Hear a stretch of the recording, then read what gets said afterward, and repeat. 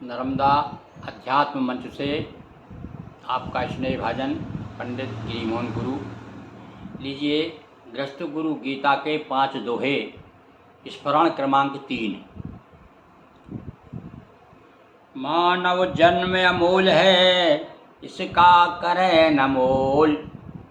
ये जो मनुष्य का देह हमें प्राप्त हुआ है ये बहुत ही कीमती है। इसलिए लोगों विद्वानों ने कहा है कि सुर दुर्लभ सतग्रंथन गावा, बड़े भाग मानुष तन पावा। तो गृहस्थ गीता क्या कहती है कि मानव जन्म अमूल है, इसका करे न मोल। वाणी कल्याणी रहे, कटुक वचन मत बोल। इसलिए सबसे पहली बात तो है हमें अपनी वाणी पर संयम रखना है, कभी कठोर वचन नहीं बोलना है। कई योनियाँ फांद कर और पाई मानव दे। न जाने कहाँ कहाँ से हम लोग आ रहे हैं, जन्म जन्म मुनि जतन कराही, और जन्म जन्म न जाने कितने जन्म हुए, कितनी योनियों को हमने उलांघ करके फांद करके आए हैं। तो वह गृहस्थ गीता क्या कहती है सुनिए। कई योनियाँ फांद कर पाई मानव देह, करे सदा परिवार सा ईश्वर से भी ने। दोनों समान भैया, जो भगवान ने 2 आँख दी है, 2 कान दिए हैं, किस लिए दिए हैं कि आप संसारी भोग भी भोगते हैं, साथ साथ में जिसने जन्म दिया है उसको भी ना भूलें। ये आपको हमेशा ध्यान रखना है। तो कई करें सदा परिवार सा, जैसे परिवार के प्रति कितना स्नेह करते हैं, माता पिता को कितना चाहते हैं, अपने बच्चों को कितना चाहते हैं, उतना ही अपने उस परम पिता को भी उतना ही चाहे अपने मन में पैदा करिए।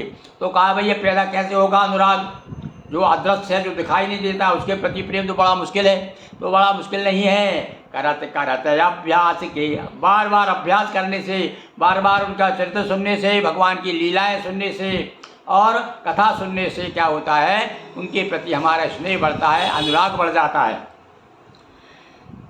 करें ज्ञान गर्भ का यदि रहे, क्यों नर रहे अबोध। हाँ, बार बार सभी ग्रंथों ने, सभी विद्वानों ने एक बात ही कही है कि हम माँ की पेट में उल्टे लटके हुए थे। बड़ी विचित्र बात है, हम आते हैं उधर से उल्टे और यहाँ आकर के सीधे हो जाते हैं। यानी भगवान ने हमको सीधा कर दिया कि अब तो सीधे बन के रहो भाई। हमने बहुत आपको जो है उल्टा लटका इसलिए दिया कि आपने ऐसे कर्म थे आपके, पर वो कर्म के अनुसार बाहर आते ही आपको हमने सीधा कर दिया। पाँव के बल खड़े हो गए, और यदि ईश्वर चाहता तो हम हाथों के बल चलते, उल्टे ही चलते, पाँव ऊपर रहते, हाथ नीचे रहते। भाई जैसे आए थे वैसे, कहते ना जैसे आए थे वैसे जाओ। कबीरदास ने तो कहा है कि ज्यों की त्यों धर दीनी चदरिया। ये शरीर जैसा दिया था ईश्वर ने, इसको हमने कलंकित नहीं किया, इस चादर को मैली नहीं होने दिया है। अब इसको चादर को मैली होने से बचाने के लिए आपको क्या करना है, वो चीज़ जो गर्भ में आपने वायदा किया था, हे प्रभु इस नरक से जल्दी निकालो, उल्टे पड़े हुए हैं, मलमूत्र के बीच में जल्दी बाहर करो। और जब उन्होंने बाहर कर दिया तो हम यहाँ बाहर आकर के नाहर हो गए। अब तो किसी से डरते ही नहीं है, ऊपर वाले को तो मान के तो कहते भगवान नाम की चीज़ें ही नहीं है। अरे वाह, विद्वान जब तू पैदा हुआ था तब क्या स्थिति तेरी, अपने वहीं पड़ा पड़ा वहीं हंसता रहता था, इतनी हिम्मत नहीं थी कि तो साफ कर ले। उसके लिए भी भगवान ने फिर माँ को भेजा, खुद ईश्वर माँ बन के आई और उन्होंने तुमको संभाला। ये सब भूल गए क्या भाई? तो ज्ञान गर्भ का यदि रहे, क्यों नर रहे अबोध। बिरले ही मानव हुए, जिन्हें रहा है बोध। अब भैया देखो, जिनको भगवान ने कृपा कर दी, जिनको बोध हो गया, और वो जिनको बोध हो गया वो बुद्ध हो गए।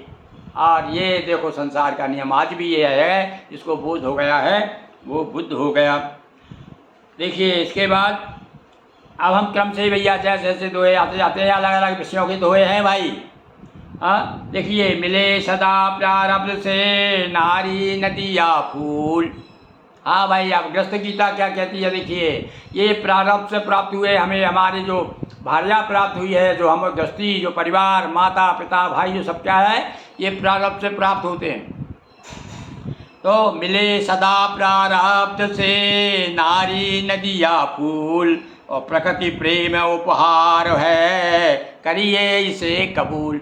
इसे ग्रहण करिए। जो भी भगवान इसलिए कहा है कि जिस भांति से हरि रखे उस भांति से ही रहना, चुपचाप कष्ट सहना, किसी से ना कुछ भी कहना। आयातित योग कुछ ऐसे प्रकृति से हमको कष्ट मिल जाते हैं जो हमें नहीं चाहते, जिन्हें रोक भी उस कष्ट को हम रोक नहीं सकते। तो फिर उसके लिए फिर क्या एक ही उपाय बताया है विद्वानों संतों ने कि भाई चुपचाप सहन करिए और जिस भांति से हरि रखे। भगवान से प्रभु तो तेरी जैसी मर्जी, तेरी रजा में मेरी रजा, ये आपकी भावना होना चाहिए। तो इसी प्रकार से अब इसके बाद में देखिए, अब आप पैदा हो गए, आपका जन्म हो गया, तो सबसे पहले कौन आया आपके सामने? कौन आया सबसे पहले? आपके मुंह से क्या निकला? सबसे पहले बच्चा माँ, माँ बोलता है। और इसलिए सुनिए अब आगे, पले बढ़े गोदी चढ़े कर माँ का पैपान। देखिए भाई, एक दोहा मुझे फिर याद आ गया, इसी ग्रस्त गीता का है। अब चलो वो सुन लीजिए आप। पैदा होने से प्रथम हुआ पेट प्रबंध। पैदा होते ही जब भूख दी भगवान ने तो भोजन भी दिया, माँ के स्तनों में दूध आ गया। ये कौन ने लाया भाई? वो जो खून था वो दूध कैसे बन गया? है ना, ये इसकी पचलीला बना दो आप, किसी खून को दूध बना दो। तो पले बढ़े, पैदा होने से प्रथम हुआ पेट प्रबंध। पेट चपेटे क्यों फिरे रे याचक मतिमंद। अरे भिक्षुको, क्यों घूम रहे हो भूखे प्यासे? चिंता मत करो, वो देने वाला है जिसने तुमको बचपन में जिस समय माँ की पेट में थे उस समय भूखा नहीं रहने दिया, जब बाहर आ गए तभी भूखा नहीं रहने दिया, तो तुमको अब कैसे भूखा है? हाँ, पर धीरे धीरे ज्यों ज्यों हमारी ज्ञान चक्षु बड़ी बहादुरी समझदारी आ जाती ना, तो फिर हम ऊपर वाले को भूल जाते हैं। तो भैया ग्रस्त गीता तो यह कहती है कि आप बराबर भगवान पे भरोसा रखिए, और ये भरोसा भगवान तोड़ते नहीं हैं। पले बढ़े गोदी चढ़े कर माँ का पैपान। माँ की महिमा है महा गाते वेद पुराण। चाहे कोई भी ग्रंथ उठा के देख लो, वेद हो पुराण हो, सब बार बार माँ की महिमा गा रहे हैं। क्योंकि भैया हमने तो कहते ईश्वर को तो देखा नहीं, हमने सबसे पहले किसे देखा? हमने सबके पहले माँ को देखा, तो माँ ही ईश्वर है। इसलिए कहा तुमेव माता च पिता तुमेव।